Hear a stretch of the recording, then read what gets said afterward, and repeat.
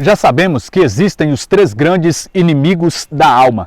Nós precisamos conhecê-los para, em Deus, vencê-los. São eles: o mundo, que é o mais fácil de ser combatido, o diabo, que é o mais astuto, e o que eu irei abordar nesse vídeo, que é o mais desafiador, a carne.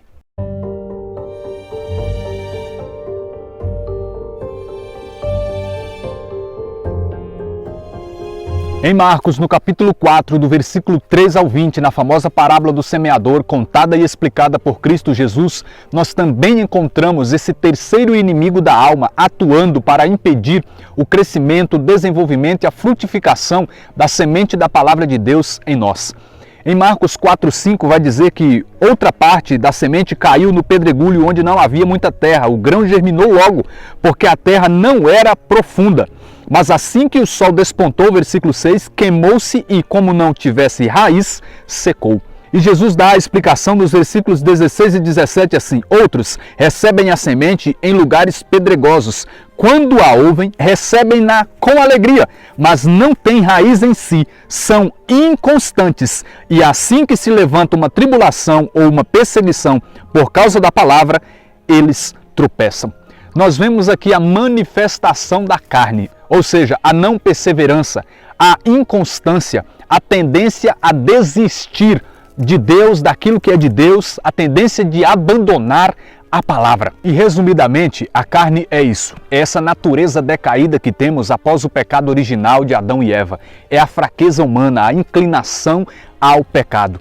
Podemos dizer que a carne é, ao mesmo tempo, essa indisposição a Deus e às suas coisas e, por outro lado, essa inclinação constante ao mal, ao pecado. Nós sabemos que Deus criou o homem bom, puro, santo, Gênesis 1, 26, façamos o homem à nossa imagem e semelhança. Mas daí o homem peca, cai da sua comunhão com Deus, sua semelhança com Deus é destruída e ele se torna manchado pela desobediência e ele passa isso para toda a raça humana até chegar em mim, até chegar em você. E quando nós abrimos as Sagradas Escrituras, nós vemos a raça humana inclinada ao pecado em toda a história.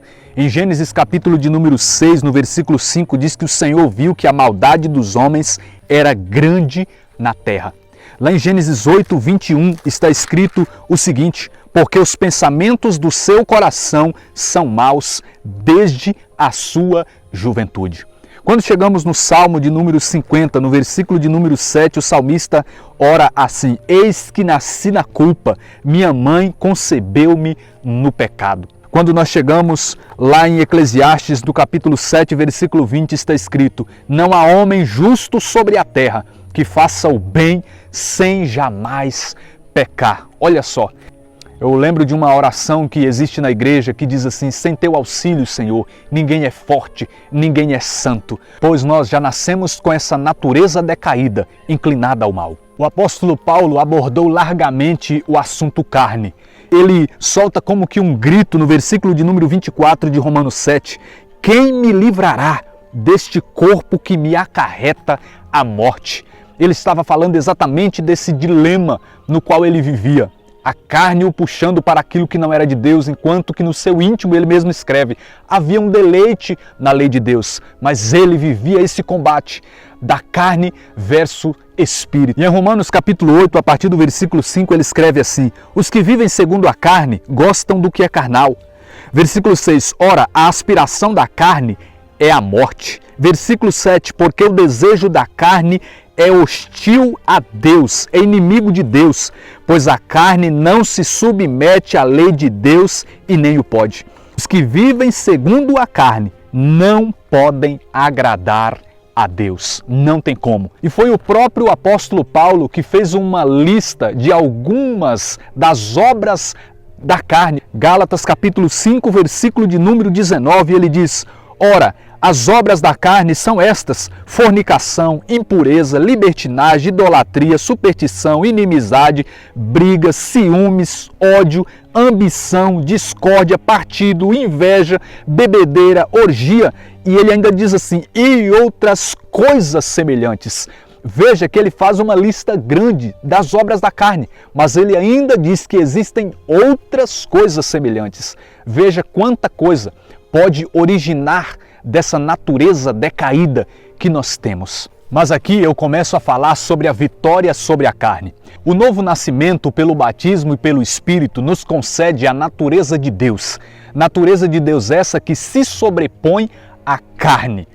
Jesus disse assim em João capítulo de número 3, quem não renascer da água e do Espírito não poderá entrar no reino de Deus. Por quê? Porque, como eu disse, nós já nascemos com essa carne inclinada ao mal, ao pecado. Mas quando nós renascemos pelo batismo e pelo Espírito, nós recebemos essa natureza de Cristo em nós. Natureza essa que nos dá a graça de agora aspirar por Deus, pelo céu, pelas coisas da eternidade. Quando nós renascemos através do batismo e do Espírito Santo, nós não mais somos escravos do pecado, porque o Espírito Santo nos dá poder sobre a carne. Mas eu quero que você preste muita atenção nisso, que mesmo depois de nós termos nos decidido por Cristo, de nós termos renascido pelo batismo e pelo Espírito, de estarmos buscando ao Senhor numa caminhada de fé, em compromisso com o Senhor, isso não significa que nós iremos nos tornar livres desse inimigo da alma chamado carne.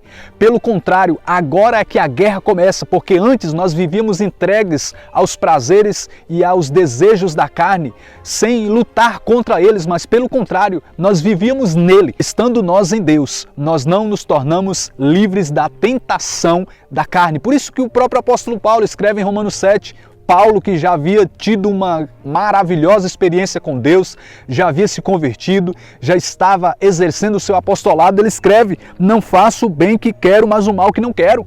Então, para vencer a carne, nós precisamos nos encher de Deus, nós precisamos investir na nossa vida espiritual. Por isso que Jesus disse aos discípulos em Mateus 26:41, vigiai e orai para que não entreis em tentação. O espírito está pronto, mas a carne é fraca. Em Romanos capítulo 8, versículo 9 está escrito assim, vós, porém, não viveis segundo a carne, mas segundo o Espírito, se realmente o Espírito de Deus habita em vós. E nós precisamos constantemente recorrer aos sacramentos, realizar as práticas espirituais, buscar ao Senhor para que nós não vivamos segundo a carne. O apóstolo Paulo também disse em Gálatas capítulo de número 5, versículo de número 24, os que são de Jesus crucificaram a carne com as paixões e concupiscências, com as paixões e desejos pecaminosos. Então, que eu e você possamos ser vencedores sobre esse inimigo da alma chamado carne e que vivamos sempre segundo a lei do Espírito Santo de Deus.